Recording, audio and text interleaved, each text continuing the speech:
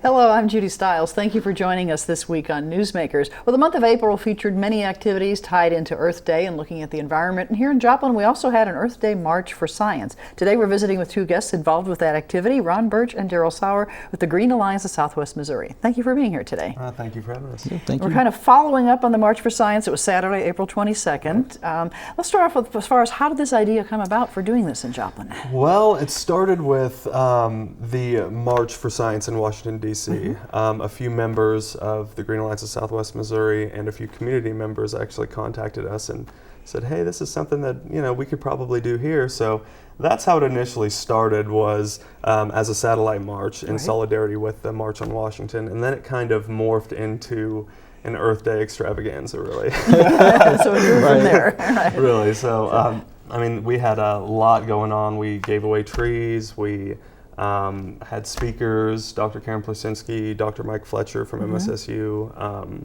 Stacy Garvilla. We had singers from Pittsburgh, Kansas. Olive Sullivan, published author, came out to speak as well. So we had a lot going on. So really it was a good tie to a national event. I know there was national coverage tied to this. And for some of our viewers that maybe didn't notice it, they may be wondering why do we need to have support a March for Science? What's the cause or what's the concern that people are having? Well, with all of the cutbacks to the EPA and the silencing of pretty much information in regards to climate change and everything like that, it had the scientific community really in an uproar. So not only did we want to stand with them, let them know we support them, but it goes further than that, because science protects our environment, science protects our health. So it's all kind of tied in. Without science, those other stuff, everything else kind of falls by the wayside. So it was really a good day to increase awareness. Absolutely. And locally you had a lot of people. Think of a better day than Earth Day. So. Right.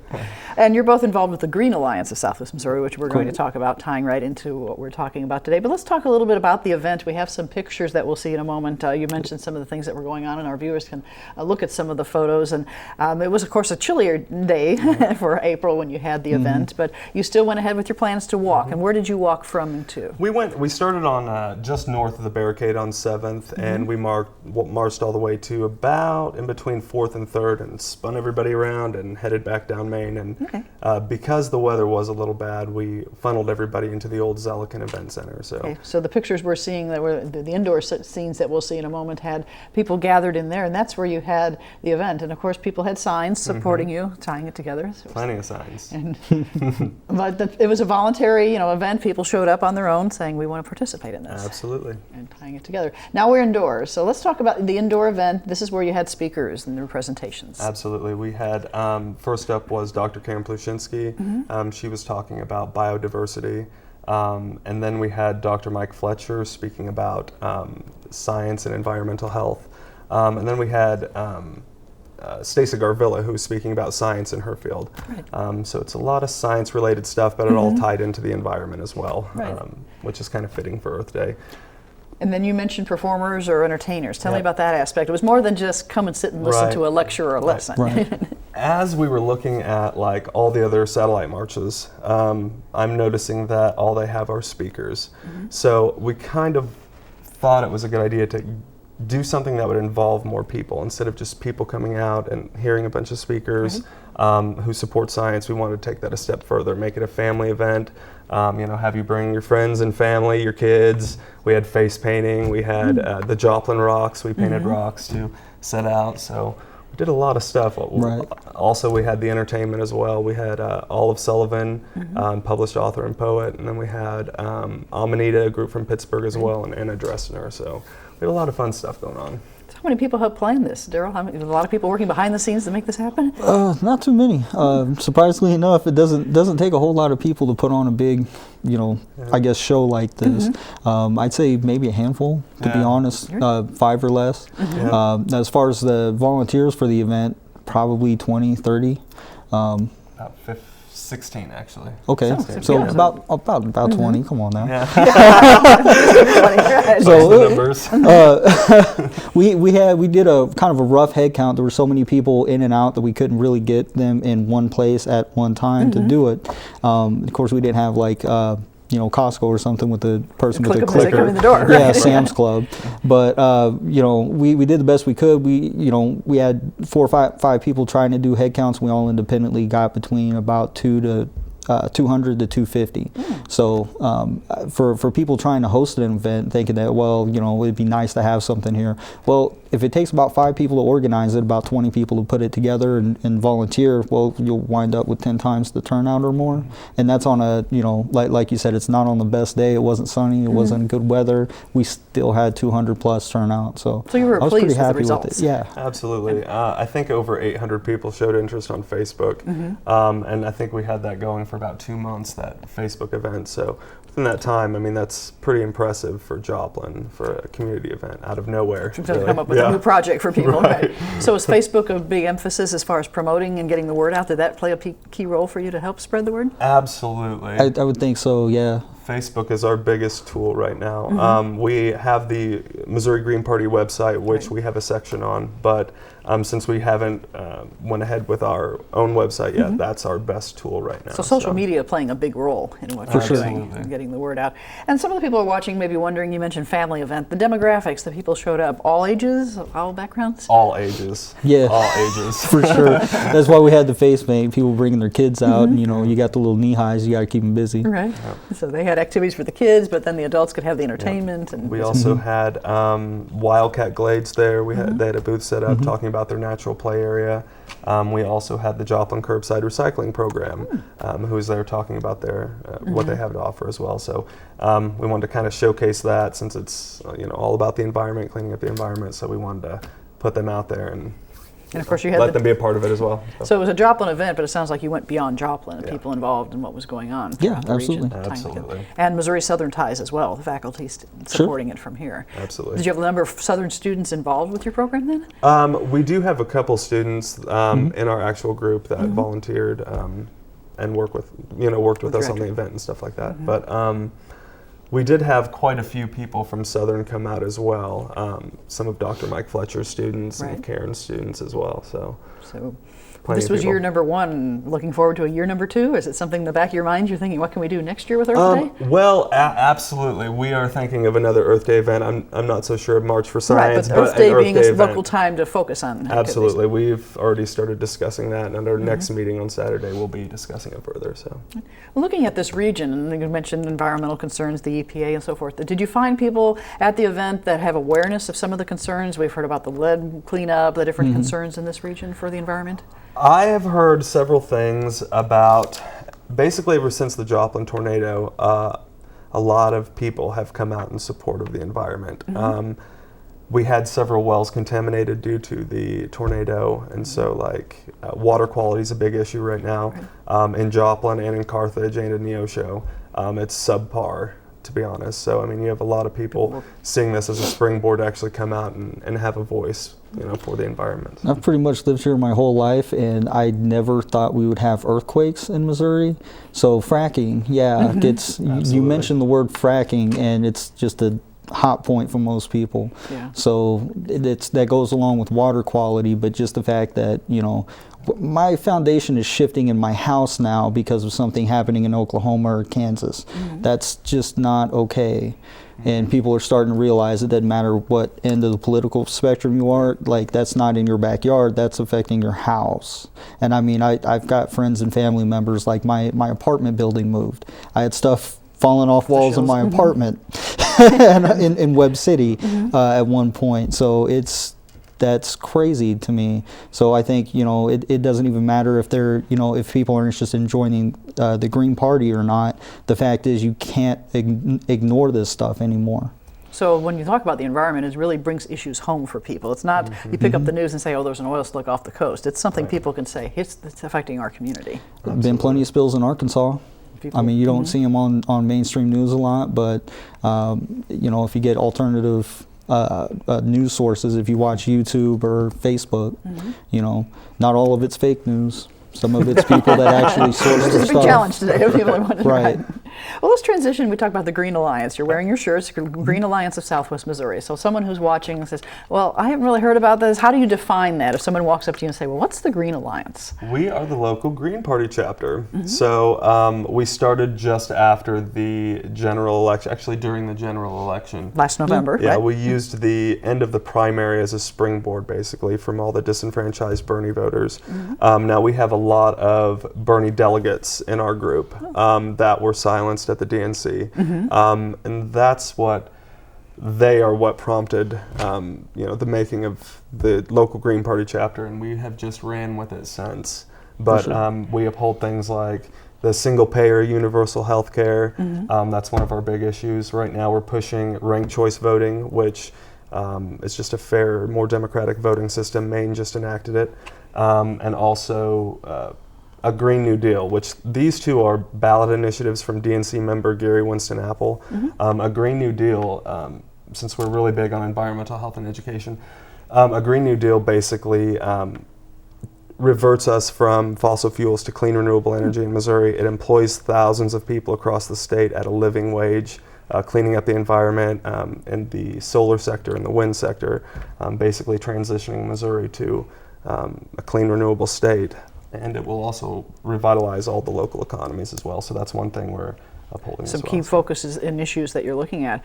Organizing, as you've been able to do within the last 5 or 6 months, since an election, did you find that political awareness or involvement increased during that election, resulting in perhaps people willing to get involved that hadn't been involved before? I don't know about people never being involved now. That comes from a more positive messaging. I think this last election was so negative on both sides that people who were Trump supporters or Bernie supporters, not to equate the two by any means, but they both had a populist appeal. That's the, if you drew a Venn diagram, that's the only intersection that they have. Those people who thought that they were, voting against the man, so to speak, or to change things for, somewhat of a positive direction. The Bernie people got disenfranchised before the general came around, and then the people who elected Trump, I don't think are getting what they wanted out of a Trump presidency. So you're seeing people that have been involved in politics who are just disgusted with the system as is, who are looking at a third party as a means to say, hey, I'm not approving with the system as is, we need to change it, but you can't, also admitting that you can't change it on your own and by your lonesome. So part of starting this chapter of Southwest Missouri in particular is to get people to run as local candidates for local positions, because obviously you can't go from the start of a party to, hey, we have a president, and work your way down. It doesn't work that way. It's a grassroots. It goes from the ground up. So we're trying to get everything organized on a local level. That's where we've got events bringing in local people, but also petitions that are on a state ballot. Hopefully this next election cycle running local candidates for county, city level positions. You got to start somewhere. I mean, if you want to be taken seriously as a legit party, then you've got to have these local chapters with local candidates. In extension of that, I do think that that last election have brought people out that really have never dealt with politics before. Because actually a lot of the Trump supporters were first-time voters. True. So I think it did kind of create awareness, hey, our system is obviously sick. So people are actually wanting to stand up and do something about it. Because just by casting your vote, you're not really making a difference. You actually have to take action. So you have to get other people involved, and you have to spread awareness. So that's really what we've been doing, and trying to come up with other ways to bring new people into the group. So kind of like our Earth Day event. And so that's just a little bit of what we're going to be looking at going forward. So throughout the year you'll have things going on an Absolutely. ongoing basis and tying stuff together. Yeah, Now you mentioned part of the Missouri Green Party, so there's an organized structure and you're kind of a subsidiary or a group of that statewide organization. Yeah, each chapter retains its own power. So unlike, let's say, the Democratic Party, where you have like a head person and then everybody basically follows orders, each chapter is its own authority in the area. Now we all are linked together, of course, under the state Green Party, and then we have a structure that we're getting ready to start filling our county committees, just like the Democrats and Republicans have to do by law. So that's one thing we're getting ready to dig into and start filling those. Learning how to do Yeah, that. yeah. Have either of you been involved in politics before, or is this something that you've always thought I'd be interested in? You? I have never. I have That's a never. question I don't know about him, but I have been largely with the Democratic Party. I'm one of those people that did feel disenfranchised with this last election, and have, I haven't really been involved on, an organizational, instructional level, but just, volunteering for like the McCaskill campaign, which I now regret, the Obama campaign in 08. So you've seen some of the local mechanics of the candidates. political system. Right, and even local candidates for like when Krista Stark ran for school board, I went and knocked on doors for her, stuff like that. So I kind of know how the operational level works. I haven't done any, like, for lack of a better term, like managerial level, upper level organization. But yeah, I think a lot of our chapter is like that. Like, okay, we've done this before, but we haven't organized the people who do this before. So we're there's a little bit of a learning curve there, but that's part of getting everyone together on the state and ward, state, city, county, ward level, like what he's talking about. So the volunteers, the people who are getting involved, are the ones that are going to be hitting the streets, basically doing a lot of this work for you. Right. We got experience for that, but it's getting the plan. organization Yeah. down that's the hard part. And that's why we're working on it in kind of an off-election year, so that by the time the election comes around, we've got our stuff together, we've got candidates, and we can actually present something to the public that is legitimate. Which will happen this go-round, by the way. So we're in 2017, Right. 2018. You should have people on the ballot. We you will. anticipate. Yes. And tying that together. Well, some people would love to know, perhaps, what are some of the pillars or the key points of the party itself? Our 4 pillars are ecological wisdom, grassroots democracy, social justice, and nonviolence. So anything we do, any action we uphold, any action we take, it will be under those Focus 4 on pillars. those. Absolutely. Which is kind of a broad range, really, but They're guidelines. Yeah, we guide. They're but not we don't exact step outside things. of them at all. So. Right. Yeah. So you look at the proposals and ideas and say, does this meet our guidelines? Absolutely. What we're trying to. It gives you a little bit more freedom by chapter, like what he was saying before about the way the state is structured. Each chapter can focus a little more on their individual precincts, so to speak, counties, and to me, it seems like the Green Party is more about doing for the local community, where a lot of the 2 major parties will elect someone that, yeah, he'll do good for Washington, or yeah, this guy will vote with so and so. Yeah, but does that really do for you as a member of this community that he's voting for someone in St. Louis? I mean, that doesn't do for you here. So by introducing our own candidates and having that focus, that's what makes us different. I think it's a more positive approach to politics. So the Green Alliance of Southwest Missouri would be different than, say, a similar group in St. Louis or Kansas City, how you're Yes. dealing with Absolutely. things. We're tying that together. Absolutely. So how many different chapters are there around the state? There is a Kansas City chapter, St. Louis, Springfield, Columbia, Joplin, soon to be a Cassville, soon to be a Jefferson City.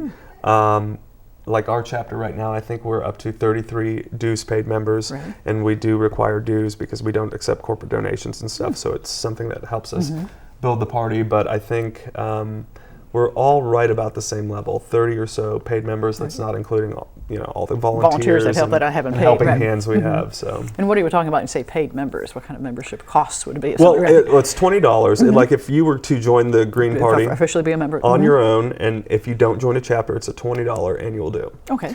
So if you are joining a chapter, then we send $5 to the state Green Party, and we keep $15 within the chapter to help build our chapter and for whatever funds we may need to use. The need for the operations and Absolutely. things that you're doing and so forth. So are you seeing a lot of, on a university campus, interest from college age, the younger voters, or is there Kind a of a trend? range, Or isn't it? It's mixed. Yeah. It honestly is mixed. I mean, we have a lot of people that are showing interest from MSSU, Ozark Technical College, Right. and Springfield, MSU campus here. But we also have an older crowd as well coming out. So So there's no stereotypical type of absolutely not. makeup of the members of the group and tying that together. So do you have regular meetings? And we obviously talked about a special event, so people might want to know, are there regular monthly meetings, or how do you organize those things? We have, right now we have 2 monthly meetings. The first one is on the first Saturday, first Saturday of the month. Right. Yeah, the first and third Saturday of the month. The first one is going to be at the Precious Moments Hotel in Carthage, and then the third Saturday is at the Web City, the Plaza of Web City Clubhouse. Okay. And right now we're working in a third meeting there, actually in Joplin. So we do have revolving meetings every 2 weeks. So if you miss one, you can go to another one. So you're saying Southwest Missouri? We're talking about the 3 or 4 counties around this area, absolutely. a large area, and so forth. Some of our viewers are also across the state line in Kansas. Would they find a similar organization over on the Kansas side, or are they welcome to come and visit with the Missouri people? Definitely come and visit with us. For sure. I'm not sure. Actually, I don't think that the Kansas has adopted the Green Party as one of their parties. At least not Southeast Kansas. Yeah, neither has Oklahoma. Yeah. So that's something you're going to have to get involved yourself with and build. So if they're across the lines, find out what's happening. Well, if they are Contact us interested, and we can set you up with the Green Party chapters. Right. If anybody watching is interested, they're more than welcome to join our Facebook group. The Facebook group, we do post meeting notes, including, here's our upcoming events, not just our chapter meetings, but Earth Day or anything else that we do.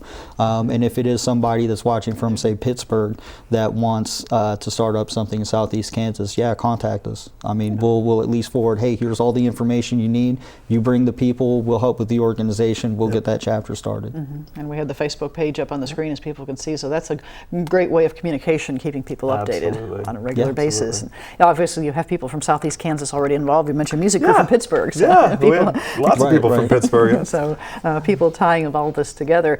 Starting, though, from this grassroots level, you're like you are, that's probably a big learning curve, step-by-step process. Then probably is patience a key aspect of, Patience is definitely a key aspect. Patience and time.